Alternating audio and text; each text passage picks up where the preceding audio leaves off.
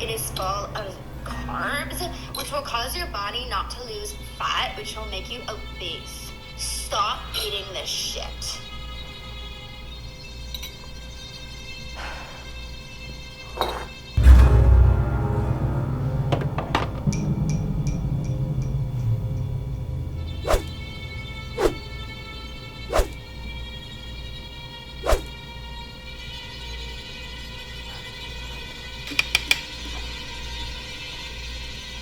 Were you about to take a bite of a strawberry?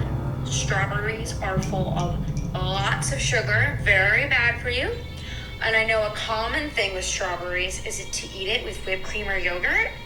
Those are heavily saturated with dairy. Dairy is so bad for you. It contains so much cholesterol.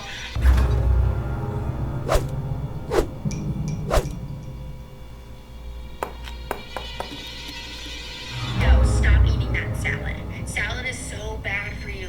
Did you know that there's like so much water content in salad? It can mess up your digestive system. You do not want that. That can totally.